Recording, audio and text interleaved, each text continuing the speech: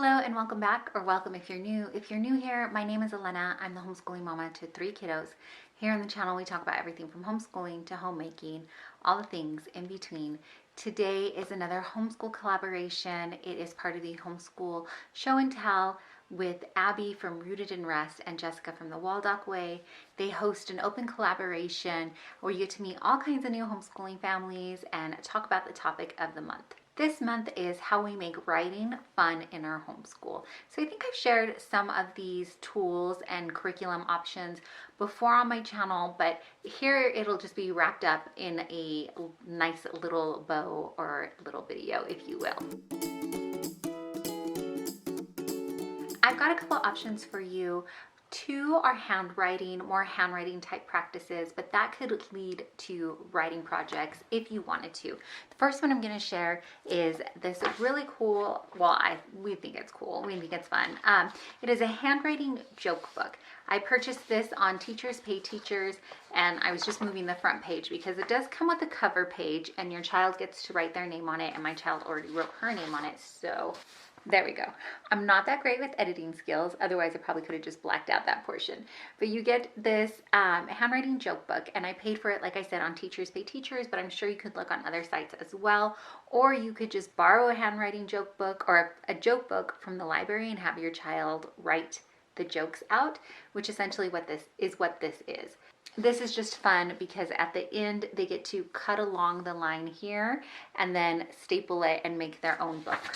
There's different topics and subjects. I believe there's like a back to school one. My daughter just finished up a winter one. This one, I believe, is an animals one. So like I said, you get to rewrite. The joke is up here, and then they get to draw a picture here and then rewrite the joke right here. And then when you're done with the book, they cut this portion off, and then they have their own little joke book complete with pictures at the end of the time here. So I do go ahead and print ours out double-sided just to save some paper, and that works out just well. Another handwriting option that could turn into more though is the Draw Right Now series. We purchased a booklet of them, the whole case, or I don't know what you would call a set of these. There are 8 books in here and they have different topics. So for instance, the first one is On the Farm, Kids and Critters and Storybook Characters, and it shows you how to draw a tractor, and then it has a finished piece here already, and then it has different sentences. Now for my youngest son, what we did at first was just have him pick one sentence and write it out, and then as he's gotten older, he's been able to copy down all of the sentences on the mornings that we do this. Another thing you could do is have your child just draw the picture and have them create a story about it, or have them tell you a little bit about it without using the prompts. So these are really fun. Some of the other ones are the United States, so from sea to shining sea. It's got different prompts in there, animals and habitats, Animals of the World Part 2, and so on. And so that's really fun for them to do.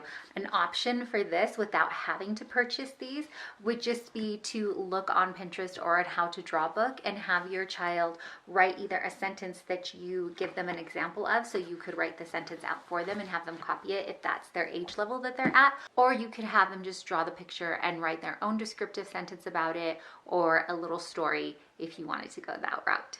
The next thing that I'm going to share with you actually is part of a curriculum, but it's the writing part of the curriculum, or one of the writing tools that they use, that my son, who is in high school, actually just expressed that he really enjoys these prompts. So we are using this year the Good and the Beautiful English.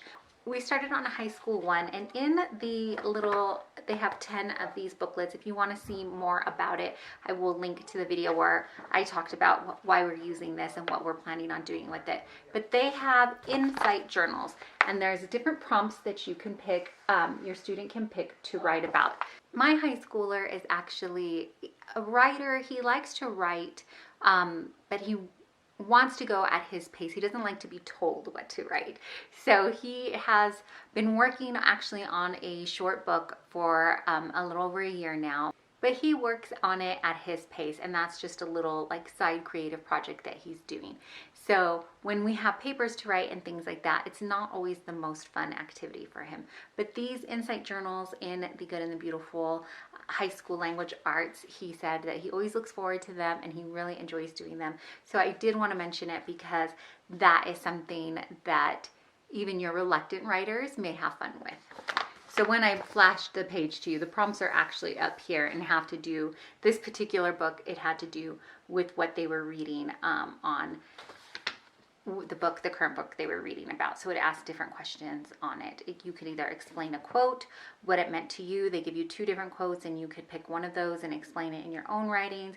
There was just a question of what are the most important things to gain from an education, or write about an insight or insights you gained through a recent personal experience.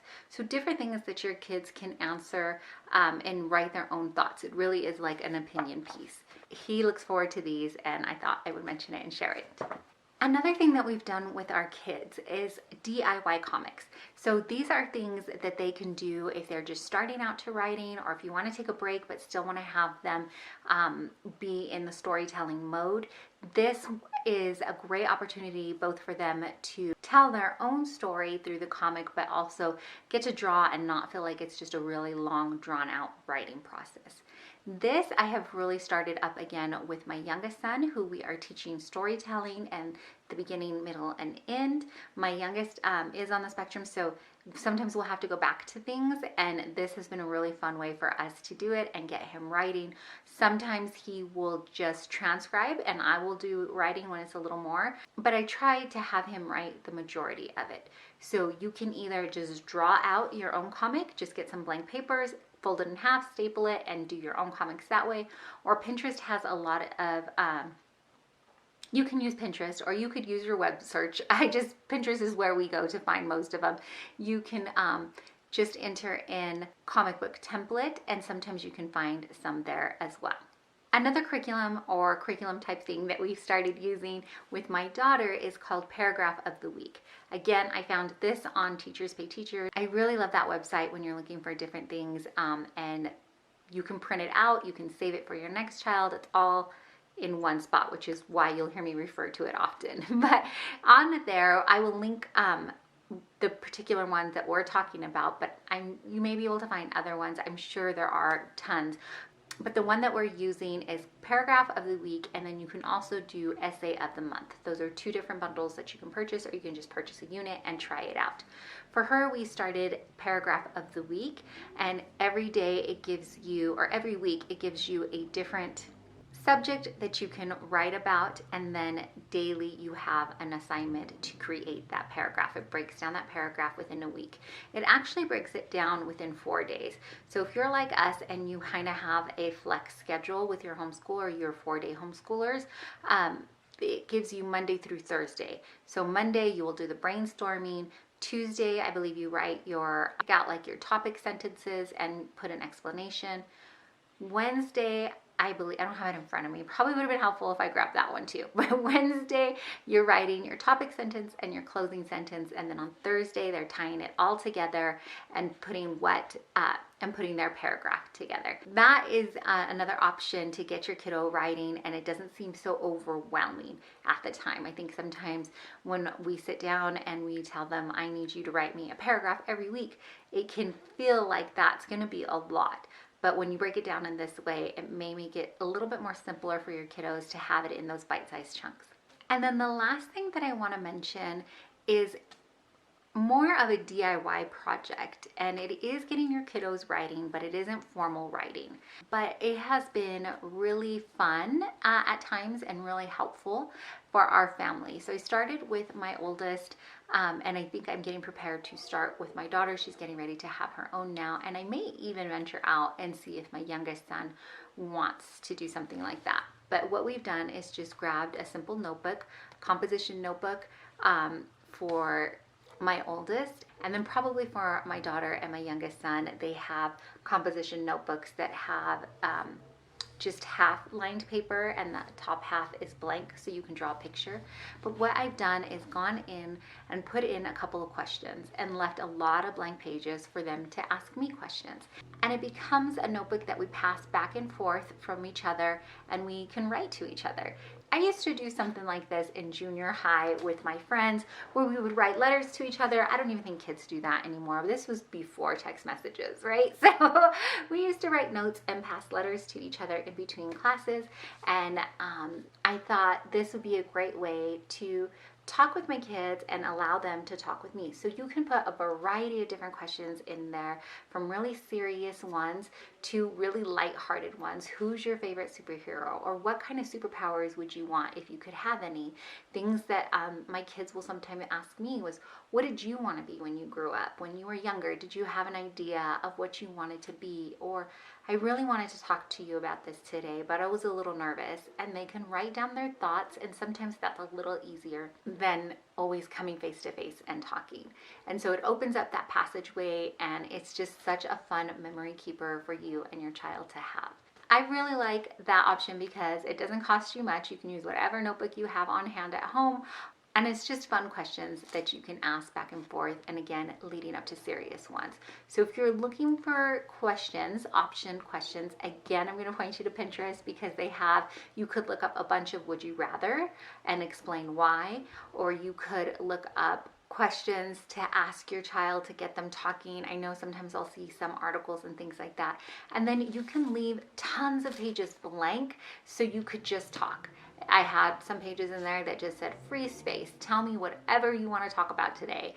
And then he knew also that I just had blank pages. And if he thought of a question or something he wanted to talk about, he was free to write it in there. If you want to know a little bit more about how we set that up and got that going, let me know and I will gladly make a video on it and maybe set one up. As I set one up for my daughter, I could walk you through that. But those are just a few of the ideas and things that we do and how we handle writing in our homeschool. I guess a bonus one would be to let your kids feel free to write a book, because that was just a thought that my son had. He just set out one day and was like, I'm going to write a book. And I was like, okay, let's do it. And so we just set him up a little document page and he started going to it. And let them have those creative moments. It is so fun to watch the ideas come up in their head. There is a lot of dialogue to be had when your child is working on that with you. And so, but just another creative option. I know it can be daunting to be like, let's write a whole book, but maybe just plant the seeds and see if that's something that they'd want to do later on as they grow in their writing skills. That's going to do it for me. Thanks so much for hanging out with me and discussing some of our writing options. Let me know if you have favorite options of writing in your homeschool, or if you're going to try out any of these ideas. And as always, if you don't know, or if you just need to be reminded, may please be the one to tell you that you are deeply and truly loved and so, so appreciated. I really appreciate you taking your time out and spending it here with me. Thanks so much for watching.